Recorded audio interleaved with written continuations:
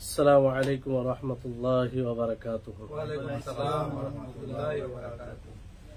ইন্নাল হামদালিল্লাহ নাহমাদুহু ওয়া নাস্তাঈনুহু ওয়া নাস্তাগফিরুহ ওয়া নাউযু বিল্লাহি মিন শুরুরি আনফুসিনা ওয়া সাইয়্যাতি আমালিনা মান ইয়াহদিহিল্লাহু ফালা মুদিল্লা লাহু ওয়া মান ইউদ্লিলহু ফালা হাদিয়া লাহু ওয়া আশহাদু আন লা ইলাহা ইল্লাল্লাহু ওয়াহদাহু লা শারীকা লাহু ওয়া আশহাদু আন্না মুহাম্মাদান আবদুহু ওয়া রাসূলুহু। আম্মা বা'দ। সম্মানিত আজকের ক্লাসে উপস্থিত দিন দরদি ভাই সকল, সর্বপ্রথম সেই মহান সত্তার প্রশংসা করি যিনি আমাদেরকে এই দৈনন্দিন ক্লাসে, আজকের ক্লাস হাদিসের ক্লাসে উপস্থিত হওয়ার তৌফিক দান করেছেন। তাই আমরা সকলে বলি আলহামদুলিল্লাহ। তারপরে আমাদের শেষ নবী করিম মুহাম্মদ মুস্তাফা সাল্লাল্লাহু আলাইহি ওয়াসাল্লাম, ওনার উপর অসংখ্য শান্তির ধারা বর্ষিত হোক। আল্লাহুম্মা সাল্লি আলাইহি আল্লাহুম্মা বারিক আলাইহি। সম্মানিত উপস্থিতিগণ, আজকে যে হাদিসের দার্স হবে খুবই গুরুত্বপূর্ণ দার্স, আর সময়ের দাবি অনুযায়ী আরো গুরুত্বপূর্ণ।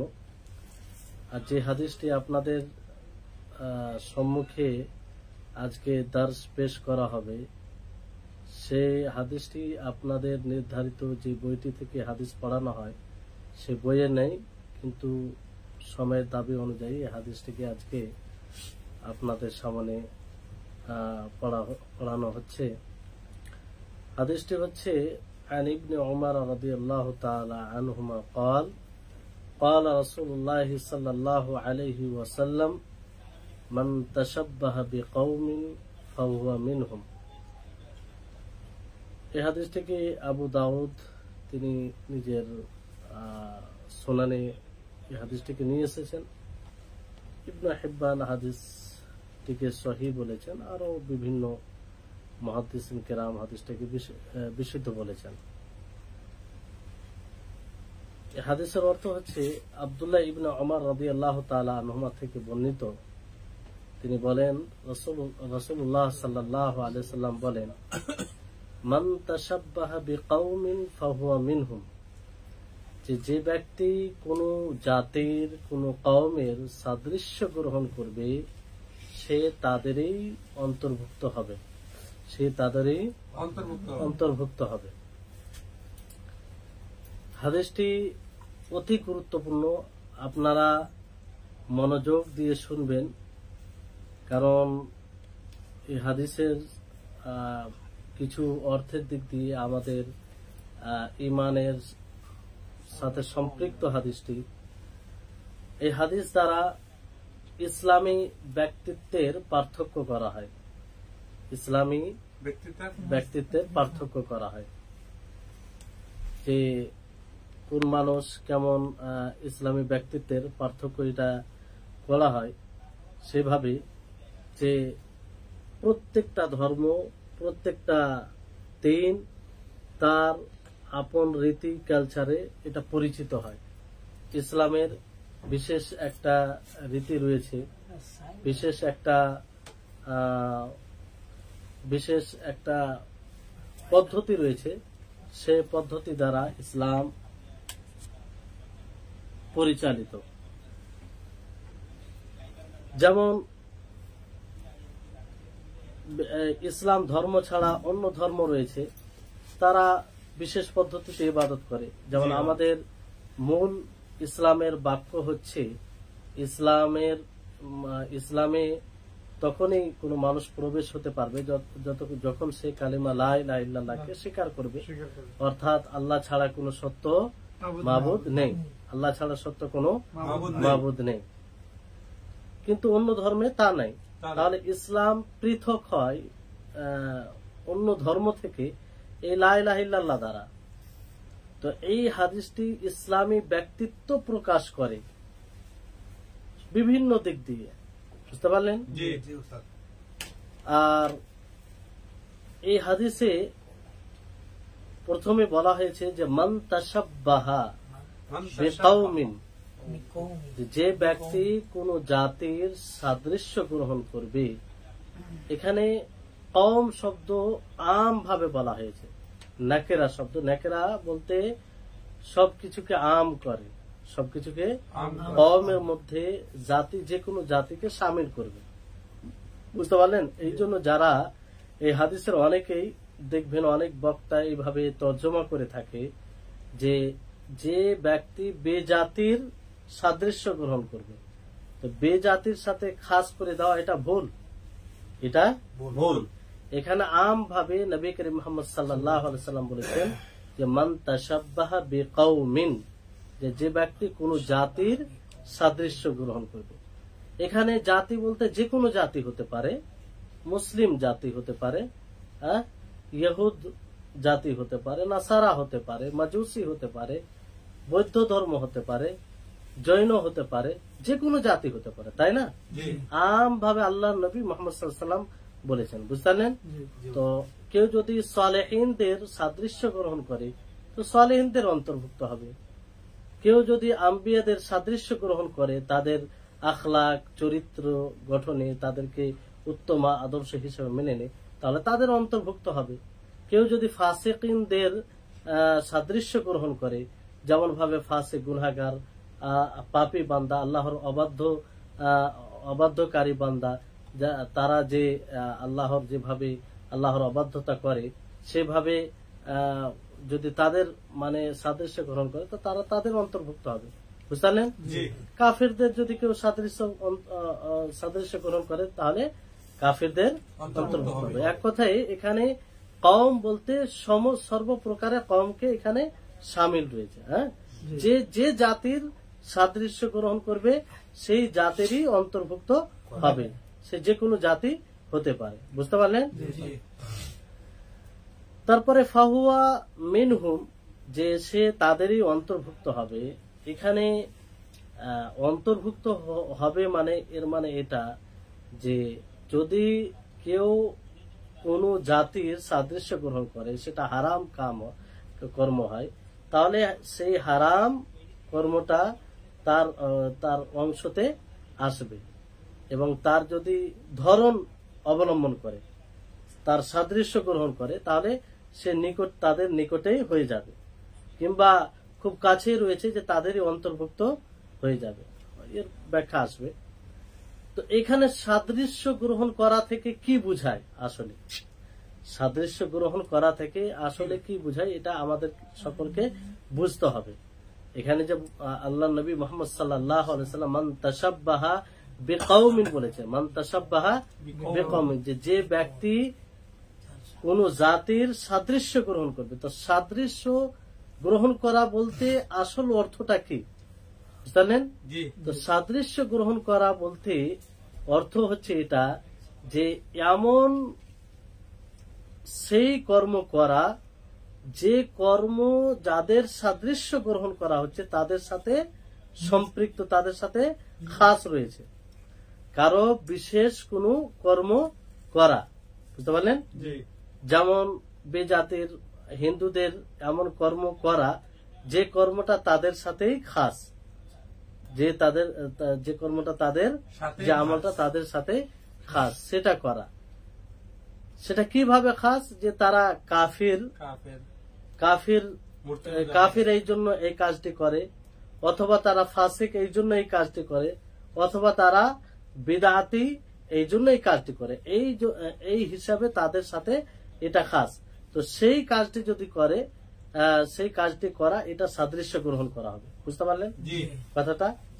আম ভাবে নয়, মানে এমন কোন জাতির এমন কোন কর্ম করা, যে কর্মটা, যে কথাটা, যে জিনিসটা আমি করছি সেই জিনিসটা তাদের সাথে খাস হবে, তাদের সাথে বিশেষ হবে, তাদের আর সেটাই করা।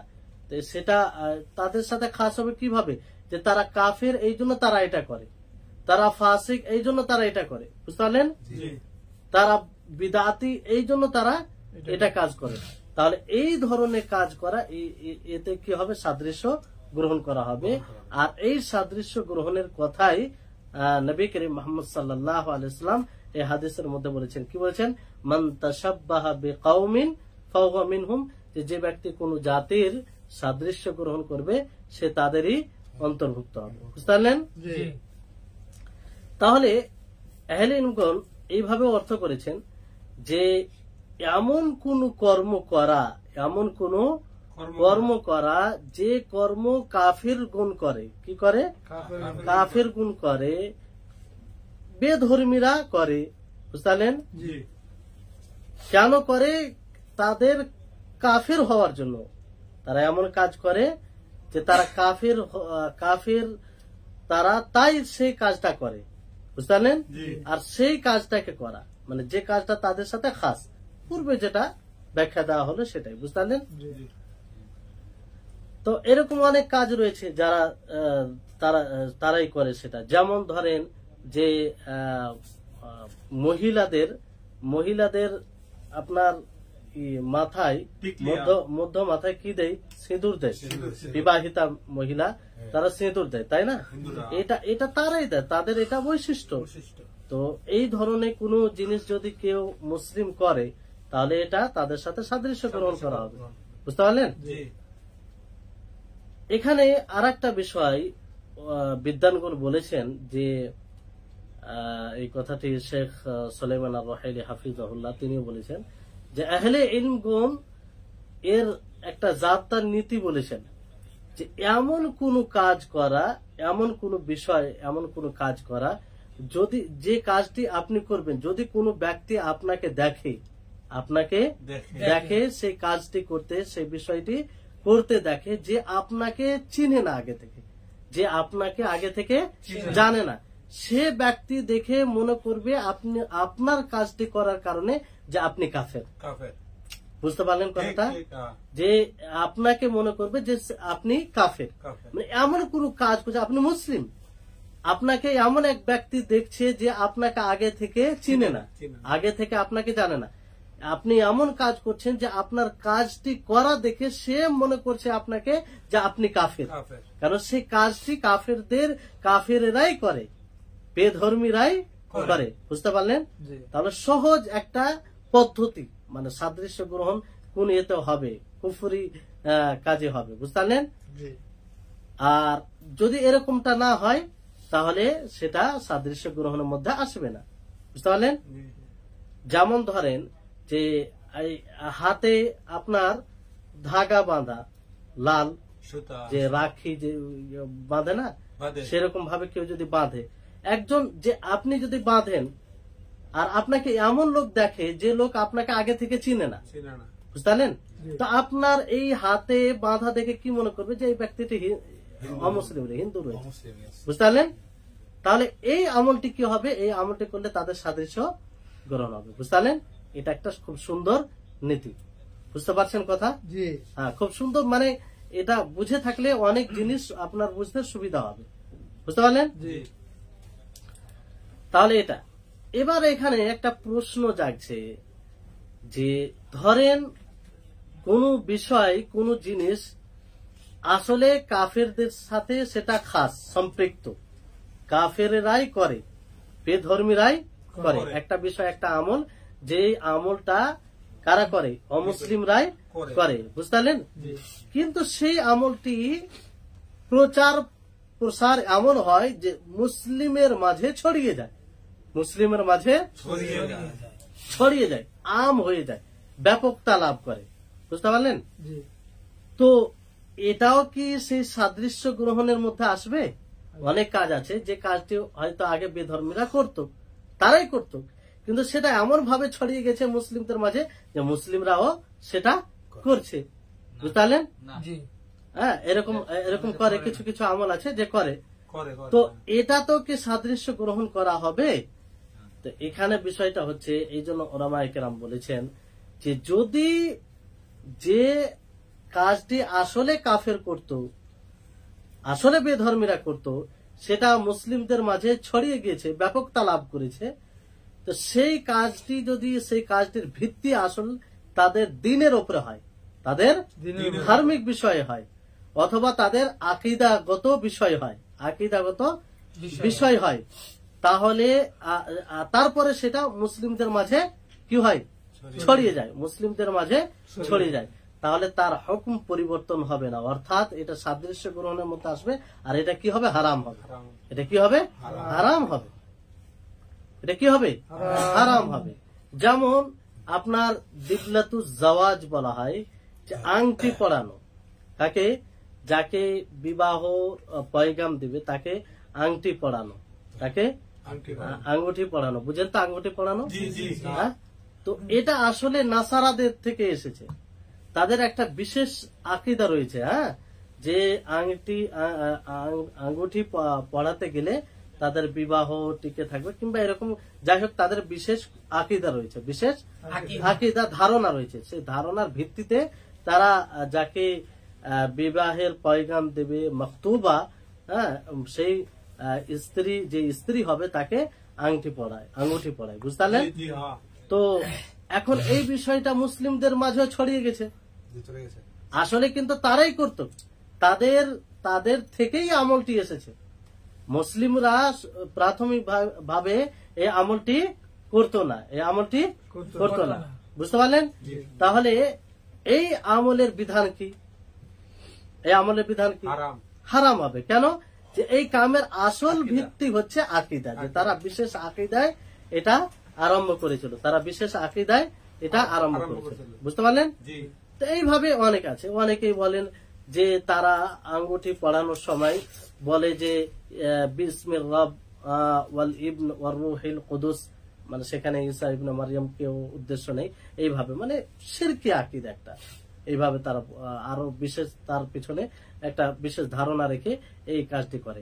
তো এটা এখন মুসলিমদের মাঝে ছড়িয়ে গেছে। আমরা দেখবো অনেক সময় মুসলিম যারা মডার্ন টাইপের তারা এগুলো করে, বুঝলেন? যে বিবাহের কিছুদিন পূর্বে আংটি পরানো হয়, আঙ্গুঠি পরানো হয়। তো যদিও এটা ব্যাপকতা হয়েছে মুসলিমদের মাঝে, ছড়িয়ে পড়েছে, তারপরও এটা হালাল হবে না, হারাম হবে। কেন হবে? কারণ এই কাজটির ভিত্তি হচ্ছে তাদের শিরকি, মানে আকীদার উপরে তাদের বিশেষ একটি ধারণা রয়েছে, বুঝতে পারলেন? তারপরে আরেকটি বিষয়, যে এখানে সাদৃশ্য গ্রহণ শুধু কি ধার্মিক বিষয়ে হয়, আর মানে অভ্যাসগত যেগুলো জিনিস তাতে কি সাদৃশ্য গ্রহণ করা হয় না? এখানে অনেকেই ভাবে যে শুধু ধার্মিক বিষয়, কিন্তু এটা ভুল, এটা এই ধারণা একদম ভুল। শুধু ধার্মিক বিষয়ে কি হয় না, ধার্মিক বিষয়ে শুধু সাদৃশ্য গ্রহণ হয় না, বরং অভ্যাসগত যেগুলো জিনিস করা হয় তাতেও সাদৃশ্য গ্রহণ হয়। যে সাদৃশ্য গ্রহণের কথা আল্লাহ নবী বলেছেন, যে মান তাশাব্বাহা বিকাউমিন ফাহুয়া মিনহুম, যে ব্যক্তি কোন জাতির সাদৃশ্য গ্রহণ করবে সে তাদেরই অন্তর্ভুক্ত হবে, বুঝতে পারলেন? এর দলিল কি? যে অভ্যাসগত কাফেররা যদি কোনো কাজ করে সেটা করাও কি হবে, হারাম হবে। এর দলিল হচ্ছে যে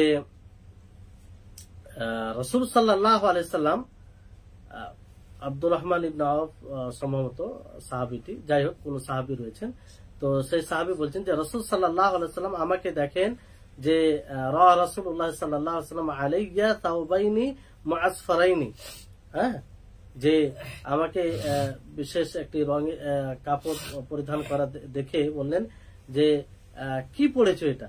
তো তিনি বললেন ইন্না হাযিহি মিন সিয়াবিল কুফার, এটা কাফেরদের লিবাস, এটা কি কাফেরদের লিবাস, ফালা তালবাসহা, যে তুমি তাকে পরিধান করিও না, তাকে পরিধান করিও না। মানে মুআসফারাইন এক ধরনের কালার, যে ওই হলুদ টাইপের এরকম কালার হয়, তো ওই ধরনের গেরুয়া কিংবা এরকম কোন রং হয়, সেটা সেই রংকে বোঝানো হয়েছে মুআসফারাইন, বুঝতে পারলেন? তো আল্লাহ নবী সেটা দেখে তাকে নিষেধ করলেন। এটা তাদের ধার্মিক বিষয় ছিল না, অভ্যাসগত তারা পড়তো, অভ্যাসগত তারা পড়তো। তারপর আল্লাহ নবী তাদেরকে কি করলেন? নিষেধ করলেন। আল্লাহ নবী তাদেরকে নিষেধ করলেন, বুঝতে পারলেন? তো এখান থেকে বোঝা যাচ্ছে যে অভ্যাসগত ভাবে যদি তারা কোনো কাজকে করে বিশেষভাবে আর আমাদের মাঝে পাওয়া যায় না, তো সেই কাজটা যদি করে তাতেও তাদের সাদৃশ্য গ্রহণ করা হবে। বুঝতে পারলেন? তো এই বিষয়টা খুব কঠিন, এই জন্য আল্লাহ নবী ভবিষ্যবাণী করেছেন। আর প্রায় মানুষ দেখবেন যে অপরের সাদৃশ্য গ্রহণ করতে গিয়ে নিজের ধর্মকে ভুলে যায়। হ্যাঁ, এই জন্য আল্লাহ নবী কি বলেন, সানানা মান কানা লাতাত্তাবিউন্না সানানা মান কানা ক্বাবলাকুম শিবরান শিবরান বিশিবরিন ওয়া দিরাআন বিদিরাইন হাত্তা লাউ দাখালু জুহরা রাব্বিন তাত্তাবিউতুমুহুম কুল্লা ইয়া রাসূলুল্লাহ আল ইয়াহুদ ওয়ান নাসারা ক্বালা ফামান। যে আল্লাহ নবী বলছেন যে তোমরা অবশ্যই তোমাদের পূর্বের রীতিনীতি তোমরা অনুসরণ করবে, তাদের সুন্নাতের অনুসরণ করবে। হ্যাঁ, বিগতে বিগতে তোমরা তাদের অনুসরণ করবে, হাতে হাতে তোমরা তাদের অনুসরণ করবে। এমনকি তারা যদি একটা প্রাণী রয়েছে গুই সাপের মতো দেখতে, সেই প্রাণী যদি গর্তে ঢুকে তাহলে তোমরাও তাতে তারা যদি সেই গর্তে ঢুকে তাহলে তোমরাও সেই গর্তে প্রবেশ করবে। মানে এমন ভাবে তোমরা তাদের অনুসরণ করবে, অনুকরণ করবে, তাদেরকে ফলো করবে। তো সাহাবায়ে কেরাম বললেন, কুল্লা ইয়া রাসূলুল্লাহ আল ইয়াহুদ ওয়ান নাসারা, আমরা বললাম, সাহাবায়ে কেরাম বলছেন যে আমরা বললাম যে আল্লাহর রাসূল এখান থেকে কি আপনি ইহুদ ও নাসারাকে বোঝাতে চেয়েছেন? তো তিনি বললেন ফামান, যদি ইহুদ ও নাসারা না হয় তার কে হবে? মানে মানুষ ইহুদ ও নাসারাদের এমন ভাবে অনুকরণ করবে, তাদের সাদৃশ্য গ্রহণ করবে যে পদে পদে তাদের সাদৃশ্য গ্রহণ করবে। আর আজকে তাই না? যুবদের অবস্থা কি? তারা তো এটাই করছে, প্রত্যেকটা জিনিসে তাদের অনুকরণ করছে। তাদের লেবাস পোশাক, তাদের মতো চলাফেরা, তাদের মতো কালচার সবকিছু গ্রহণ করছে প্রত্যেকটা বিষয়ে। বুঝতে পারলেন? এই জন্য দেখবেন যে সামনে যেমন আপনার হ্যাপি নিউ ইয়ার আসছে, কিংবা নববর্ষ উদযাপন যেটাকে বলা হচ্ছে, তারপর 31st নাইট, তো এগুলোতে তারা অংশগ্রহণ, এটা মূলত কাদের সাদৃশ্য গ্রহণ করা? ইহুদ ও নাসারাদের তৈরি না এটা? নাসারারা এটা খুশি, তারা আনন্দ করে, প্রথম বছর হিসাবে এটা তারা খুশি মানায়। বুঝতে পারলেন? তো এই হাদিস অনুযায়ী তারা যদি এটা করে তাহলে তাদের অন্তর্ভুক্ত হবে, তাই না? আর এটার ভিত্তি হচ্ছে তাদের আকীদার উপরে। এটার ভিত্তি কি? আকীদার উপরে। বিশেষ আকীদায় তারা এই পর্বটি মানায়, নববর্ষ উদযাপন করে, হ্যাপি নিউ ইয়ার তারা মানায়। তো এই অবস্থায় তাদের সমর্থন করা, তাদেরকে উৎসাহ দেওয়া, তাদেরকে অভিনন্দন জানানো, শুভেচ্ছা জানানো, তো একরকম ভাবে এটা তাদের সমর্থন করা। হ্যাঁ, যে তারা যে কাজ করছে আপনি তাদের সাথে আছেন, এগুলো যদি করা হয়। অথচ আল্লাহ তাবারক ওয়া তাআলা কি বলেন? যে মুমিনরা কখনো এইসব জিনিসে উপস্থিত হয় না। ওয়াল্লাযীনা লা ইয়াশহাদুনা যুর, যে তারা মিথ্যার সাক্ষ্য দেয় না, মিথ্যার কাজে উপস্থিত হয় না। ইবনে কাসির রাহিমাহুল্লাহ এই আয়াতের ব্যাখ্যা করেন যে মিথ্যার কাজে উপস্থিত হয় না মানে কি? যে মুশরিকদের যে পর্ব রয়েছে, ঈদ রয়েছে, তাদের ঈদে অংশগ্রহণ করে না, উপস্থিত হয় না। কিন্তু আজকে বড় দুঃখের বিষয় যে তাদেরই তৈরিকৃত, তাদের আকীদা ও ধারণার ভিত্তিতে যে পর্ব মানানো হয়, যে ঈদ মানানো হয়, যে খুশি মানানো হয়, সেটা আমাদের মুসলিমরা তাতে অংশগ্রহণ করে। বুঝতে পারলেন? এই জন্য এটা খুব কঠিন জিনিস, আকীদার সাথে এটা সম্পৃক্ত। যদি কেউ এরকম ভাবে আকীদা বিষয়, যে এমন বিষয়ে সাদৃশ্য গ্রহণ করে যেটা আকীদার সাথে সম্পৃক্ত, তাহলে এরকম করতে গিয়ে আমল নষ্ট হয়ে যাবে। কি হবে? আমল নষ্ট হয়ে যাবে। যেমন আবু হাফস আল ইমামুল হানাফি তিনি বলেন যে যদি কোনো ব্যক্তি আল্লাহ তাবারক ওয়া তাআলার 50 বছর ইবাদত করে, কত বছর? 50 বছর ইবাদত করে, ফির মাজুসীদের যারা অগ্নি পূজক, তাদের যদি কোনো পর্ব আসে, সেই পর্বে তারা অংশগ্রহণ করে এবং তাদেরকে সেই পর্ব উপলক্ষে হাদিয়া দেয়। কি দেয়? হাদিয়া, উপহার দেয়। যেমন ধরুন একটা ডিম দেয়, সামান্য একটা ডিম দেয়, তাহলে কি হবে? আর সেটা দেওয়ার মাধ্যমে তার উদ্দেশ্য কি থাকবে? যে এটা তাজিম। কি তাজিম? মানে তার মর্যাদা, সম্মান, এটা উদ্দেশ্য যদি থাকে তাহলে তার আমল বিনষ্ট হয়ে যাবে। কি হয়ে যাবে? আমল বিনষ্ট হয়ে যাবে। বুঝতে পারলেন? এই জন্য আরো সালাফগণ থেকে এই ব্যাপারে অনেক কথা এসেছে, উক্তি এসেছে, কঠোর খুব। এই বিষয়টি খুব কঠিন। এই জন্য আমাদের সকলকে দেখবেন যে বিভিন্ন ক্ষেত্রে আল্লাহ নবী তাদের সাদৃশ্য গ্রহণ করা থেকে সরাসরি নিষেধ করেছেন। যেমন দাড়ি ছাড়ার ব্যাপারে আল্লাহ নবী বলেন, তো তিনি সেখানে কি বলেন? যে তোমরা দাড়ি ওয়াফুল্লুহা, বিভিন্ন ভাষায় আল্লাহ নবী বলেছেন। এবং কি বলেছেন? যে দাড়ি ছেড়ে তোমরা তাদের বিরোধিতা করো, তাদের বিরোধিতা করো। এরকম ভাবে আরো আমল রয়েছে। যেমন ইয়াউমে আশুরা, তার সিয়াম পালন করতে গিয়ে আল্লাহ নবী কি বলেছেন? যে তোমরা কি করো? তারাও যেহেতু সেই দিনের সিয়াম পালন করে, তো তাদের যাতে বিরোধিতা হয়, তাদের বিরোধিতা হয়, এই জন্য তোমরা কি করো? 9-10 আমি যদি আগামীতে বেঁচে থাকি তো 9-10 সিয়াম পালন করবো। তো ইবাদতে পর্যন্ত আল্লাহ নবী তাদের কি করেছেন? তাদের বিরোধিতা করেছেন, তাদের সাদৃশ্য গ্রহণ করেন। তো আকীদা বিষয়ে মানে কি করে তাদের সাদৃশ্য গ্রহণ করা যায়? বুঝতে পারলেন? ঠিক। তো মান তাশাব্বাহা বিকাউমিন ফাহুয়া মিনহুম, এটা খুব কঠোর বাণী। আমরা যদি এরকম বিষয়ে তাদের সাদৃশ্য গ্রহণ করি তাহলে আমরা তাদেরই অজান্তে তাদের অন্তর্ভুক্ত হয়ে যাব। বুঝতে পারলেন? তো এবার এই যে সাদৃশ্য গ্রহণ, এটা সাদৃশ্য গ্রহণ কি শুধু কুফরি বিষয়ে? এমন আমল করলে যেটা কুফরি হবে সেই বিষয়ে সাদৃশ্য গ্রহণ করা হবে? যেমন ধরুন কেউ যদি লেবাসে সাদৃশ্য গ্রহণ করে, যে এমন লেবাস পরে, লেবাস বলতে পোশাক, এমন পোশাক কোন মুসলিম পরে যে পোশাকটা বেধর্মীরাও পরে, একটা তো আম ভাবে পরে, কিন্তু বিশেষ পোশাক রয়েছে যে পোশাকটা তারাই পরে। তো সেই পোশাক যদি কেউ পরে তাহলে তাদের সাদৃশ্য গ্রহণ হবে কি হবে? হবে। যদি তাদের অভ্যাসগত ভাবে তাদেরই সেটা পোশাক থাকে, তারাই সাধারণত পড়ে থাকে, তাহলে সেটা পড়া যাবে না। বুঝতে পারলেন? আর এতে সাদৃশ্য গ্রহণ এইভাবে হবে যে, কারণ যখন মানুষ বাহ্যিক জিনিসে সাদৃশ্য গ্রহণ করে, তাদের অনুকরণ করে, অনুসরণ করে, তখন আস্তে আস্তে আস্তে আস্তে ধীরে ধীরে সেটা তাদের দিকে সে ঝুঁকে পড়ে, তাদের দিকে ঝুঁকে পড়ে। মানুষ বাহ্যিক দিকে যখন তাদেরকে ফলো করে, তাদের অনুসরণ করে, তখন আস্তে আস্তে তাদেরকে ভালোবাসতে আরম্ভ করে, তাদের সম্মান করতে আরম্ভ করে, তাদের প্রতি একটা আস্থা জাগে, তাই না? এই জন্য কোনোভাবেই তাদের সাদৃশ্য গ্রহণ করা যাবে। এমন কোন কাজ যে কাজটা সকলেই করে, সে কাজটি সকলেই করে, তাহলে সেটা করতে কোনো অসুবিধা নেই। বুঝতে পারলেন? সেটা করতে কোনো অসুবিধা নেই, তাতে সাদৃশ্য গ্রহণ হবে না। কিন্তু কোনো কাজ অভ্যাসগত হোক আর আকীদাগত তো করাই যাবে না, সেটা হারাম। সেটা কি? হারাম।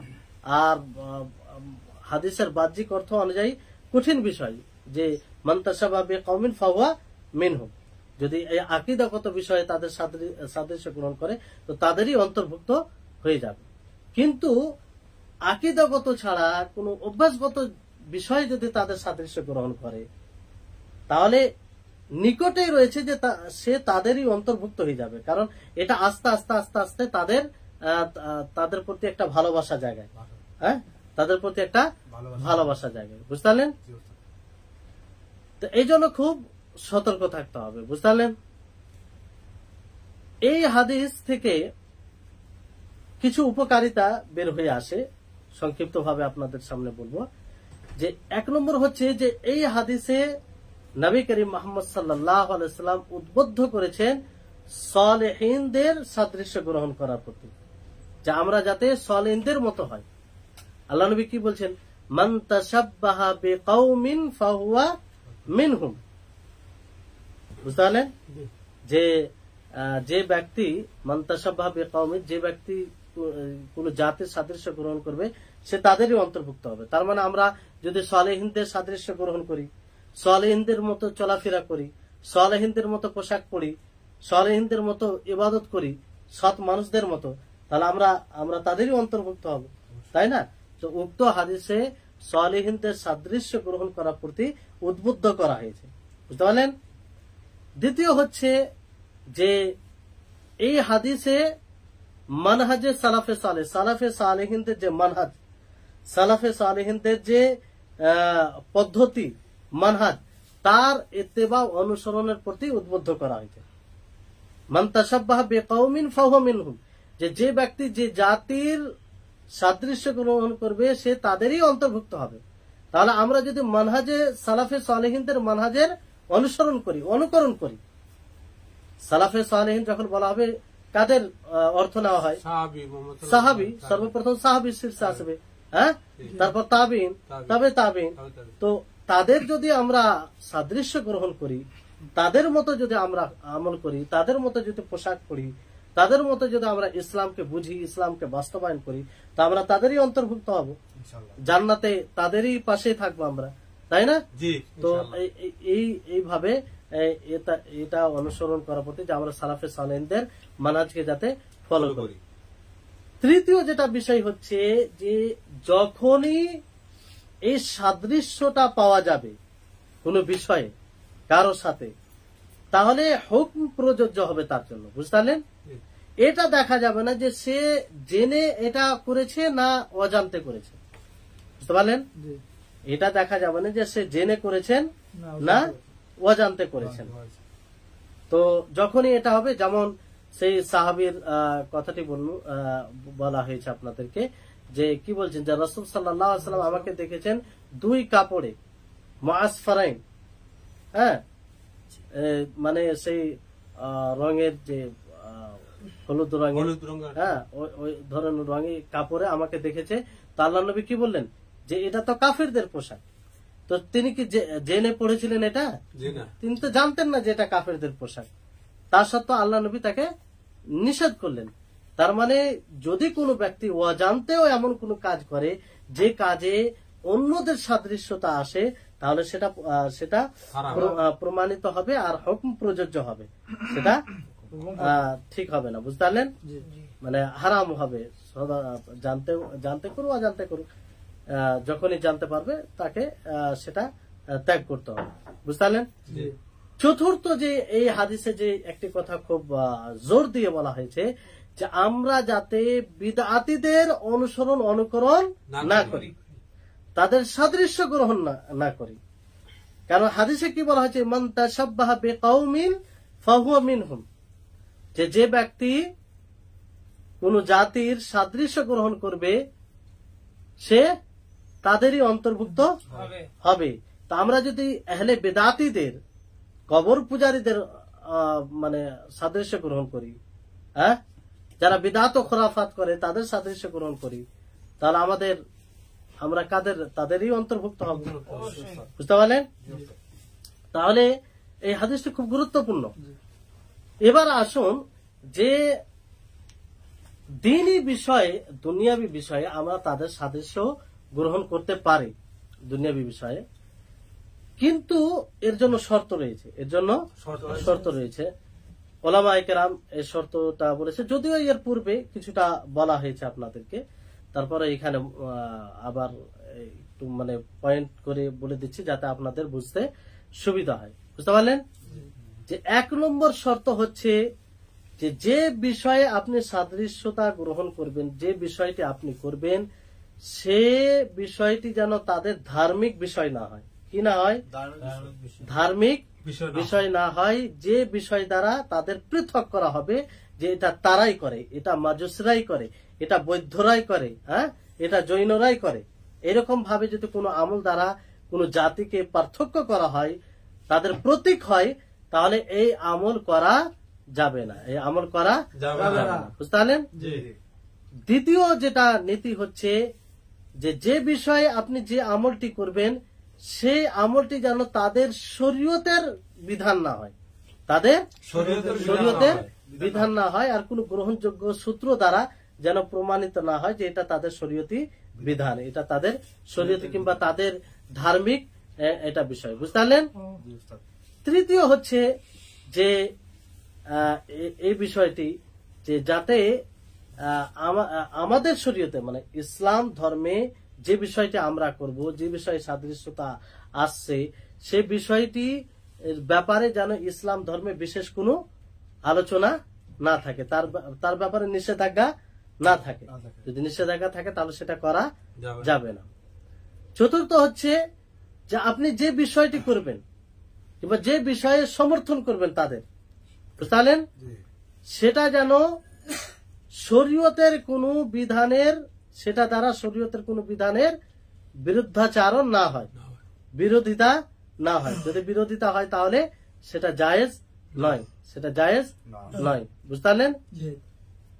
5 নম্বর হচ্ছে যে আপনি যে কোনো আমল করুন না কেন, যে কোনো কাজ করুন না কেন, তাদের ঈদের, তাদের পর্বের যাতে সমর্থন না হয় তা দ্বারা। বুঝতে পারলেন?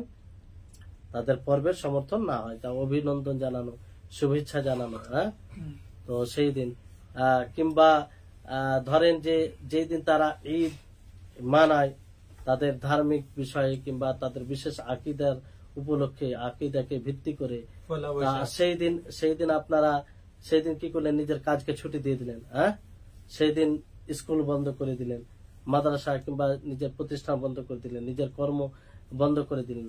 তো এক প্রকারে কি তাদের সমর্থন করা হচ্ছে, তো এটা কি হবে, এটা হারাম হবে, জায়েজ হবে না, কারণ এর দ্বারা তাদের সমর্থন করা হবে। 6 নম্বর হচ্ছে যদি কোনো বিষয় করতে হয়, হ্যাঁ, তাহলে প্রয়োজন পূর্বে যে শর্তগুলো বলা হয়েছে ওগুলো থাকবে, ওগুলো থাকার সাথে সাথে আপনি প্রয়োজন অনুযায়ী করবেন, যতটা প্রয়োজন আছে ততটা করবেন, যতটা প্রয়োজন আছে ততটা করবেন, তার অতিরিক্ত করা যাবে না। বুঝতে পারলেন? তাহলে এই হাদিস একটা বিশেষ মানে এতে শিক্ষণীয় বিষয় রয়েছে আমাদের, আর বিশেষ একটি পয়গাম দেওয়া হয়েছে উম্মতে মুহাম্মাদিয়াকে এই হাদিস দ্বারা, যে আমরা সদা সর্বদা নিজের ধর্মে যেটা আছে সেটার উপরে যেন থাকে, আমরা অন্য কারো যেন সাদৃশ্য গ্রহণ না করি। যারা সম্মানিত হবে তাদের জন্য সাদৃশ্য গ্রহণ করি, হ্যাঁ, যে সিরাতাল্লাযীনা আন'আমতা আলাইহিম, যাদের উপর আল্লাহ তাআলা ইনআম করেছেন, যাদেরকে আল্লাহ তাআলা পুরস্কৃত করবেন, আম্বিয়া, সালেহিন, সিদ্দিকিন, শুহাদা, আমরা তাদেরই যেন সাদৃশ্য গ্রহণ করি এবং তাদের অন্তর্ভুক্ত হই। বুঝলেন? এছাড়া অন্য কারো আমরা অন্য কারো যাতে সাদৃশ্য গ্রহণ করে নিজেকে তাদের অন্তর্ভুক্ত না করি। বুঝতে পারলেন?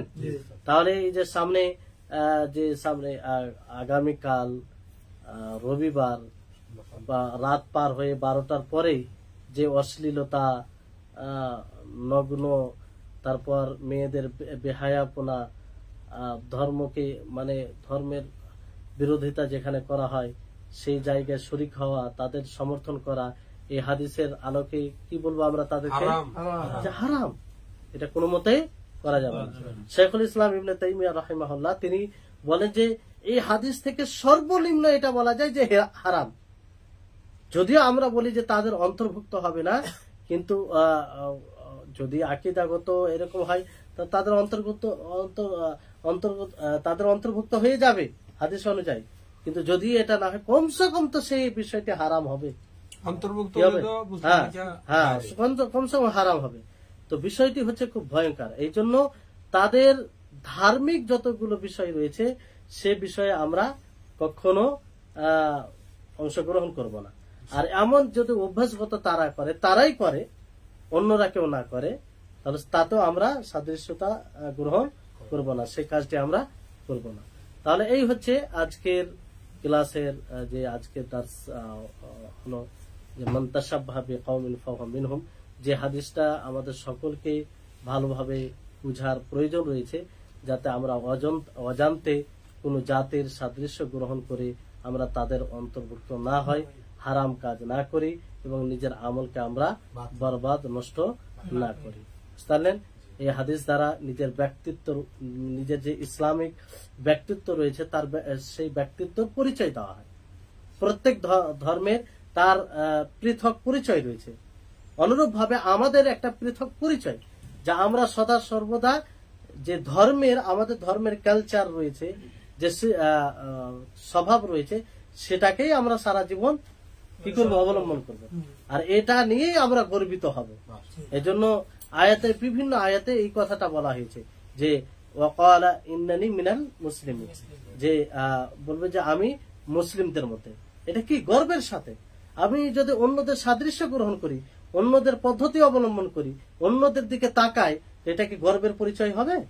গর্বের পরিচয় হলে সে নিজেই সে আনন্দিত থাকবে। তার কাছে যেটা আছে, যে জিনিসটি নিয়ে গর্বিত, সেটা নিয়েই সে যথেষ্ট মনে করবে, কারণ সেটা নিয়ে সে গর্ব। তো আজকে আমরা এখনো এই ইসলাম নিয়ে গর্বিত হতে পারিনি প্র্যাকটিক্যাল জীবনে। যদি আমরা এই ইসলাম নিয়ে গর্বিত হতাম, তাহলে কখনো বিজাতির কিংবা অন্য ধর্মের আমরা সাদৃশ্য গ্রহণ করতাম না। ইসলাম বিরোধিতা কাজের সাদৃশ্য গ্রহণ আমরা করতাম না। অথচ ইসলামকে মানতে গিয়ে, ইসলামকে বাস্তবায়ন করতে গিয়ে, এটাতেই আমাদের ইজ্জত সম্মান সবকিছু রয়েছে। ওমর ফারুক রাদিয়াল্লাহু তাআলা আনহু কি বলেন? যে নাহনু আ'আজ্জানাল্লাহু বিহি ইসলাম, যে বিল ইসলাম, যে ইসলাম দ্বারাই আমরা সম্মানিত হয়েছি, ইসলাম দ্বারা আমরা সম্মানিত হয়েছি। তো আমরা যদি বাস্তবে ইসলাম দ্বারা সম্মানিত হতে চাই, তো ইসলামের উপরে টিকে থাকতে হবে না? এটা পরিচয় দিতে হবে যে আমরা আল্লাহর মনোনীত ধর্মকে আমরা পালন করি।